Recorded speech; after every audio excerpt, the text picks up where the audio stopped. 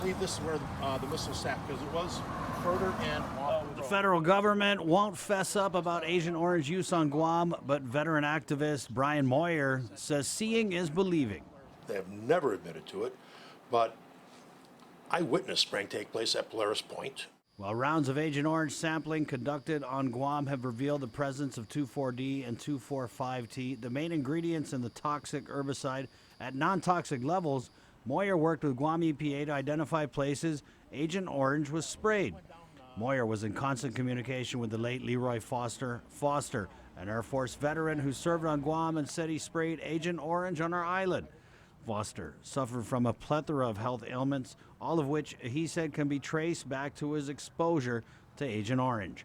We asked Moyer if he thought the samplings he took with Guam EPA and a U.S. EPA collection team would yield more conclusive results. AO was used on Guam, and he said yes. We went to areas where testing has never been done. While Moyer had high praise for Senators Therese Terlahi, Talina Nelson, and Congressman Michael Sinicolas, he did say the Department of Defense, and specifically Joint Region Marianas, was stonewalling local efforts to test for the herbicide on military bases.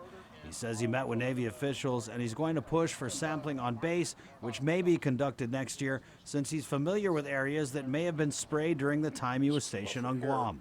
If I can identify those areas, let's take them now. We've got the U.S. EPA collection team here.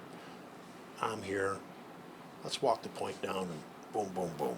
Moyer founded the Agent Orange Survivors of Guam group and was present when local EPA, in conjunction with U.S. EPA's Superfund Technical Assessment and Response Team, performed sample taking at several spots ranging from Jigo to Polaris Point, all samples taken from outside military fence lines. Moyer says even if the feds deny AO was used on Guam, some veterans who say they sprayed it here have had the Veterans Administration cover their Agent Orange-related illnesses. And he adds that no matter what Uncle Sam is saying, the proof is out there because toxins have been linked to numerous cancers and high rates of other illnesses. Guam has a cancer rate that's 4 times higher than the U.S. national average. Guam's diabetes rate is 20% higher than the U.S. national average. Birth anomalies, birth defects, stillborns are still running parallel to those of the known contaminated areas of the former Republic of Vietnam. It's one thing for us. I mean, we were here for 2 years and I'm gone. What about the island population?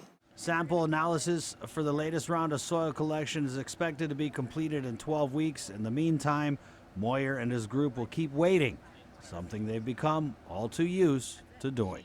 Guam veterans, we're tired of being treated as second-class citizens, second-class veterans, and so are the people of Guam. When are we going to get justice? When? That's the question. For Guam's News Network, Chris Barnett reports.